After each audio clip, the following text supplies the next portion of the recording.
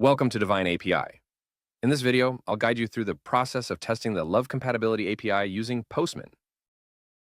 If you're a developer looking to integrate numerology-based insights into your application, or simply exploring the capabilities of this API, this step-by-step walkthrough will help you get started with ease. Let's begin. Before testing the API, you'll need an API key for authentication. Go to divineapi.com and log into your account. If you don't have one yet, you can sign up for a 7-day free trial.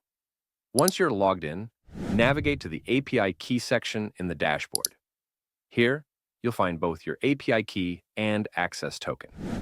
Keep these handy because you'll need them for authentication in Postman. Now let's set up Postman. If you haven't logged in yet, do that first.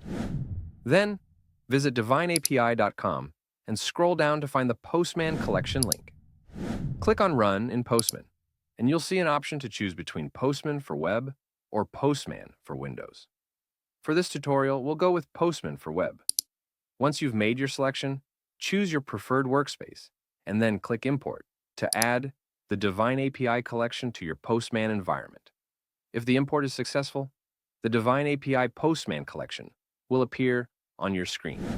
Now that Postman is ready, open the Horoscope and Tarot V2 API collection and select Numerology Horoscope. Make sure the HTTP method is set to POST so that we can send a request. Click on the Authorization tab, and from the drop-down, select Bearer Token as the authentication type. Now go back to your Divine API dashboard, navigate to the API key section, and copy your access token. Return to Postman and paste the access token into the token field. Now let's enter the required details for the request. Click on the Body tab in Postman, where we will input the parameters. First, copy your API key from the Divine API dashboard and paste it into the API key field in Postman.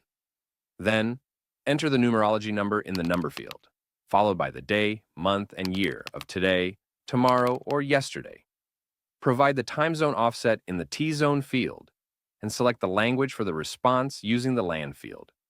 Here, default is English. Once all these details are filled in, click Send, and you'll see the API response appear on the screen. The response will display detailed Numeroscope readings. If you run into any errors, double-check that your API key and access token are correctly entered. Most issues come from missing or incorrect authentication details. For a detailed step-by-step guide, you can find the article linked in the video description.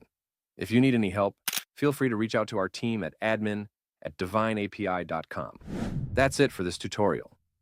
If you found this video helpful, don't forget to like, share, and subscribe to our channel for more Divine API tutorials. Thanks for watching.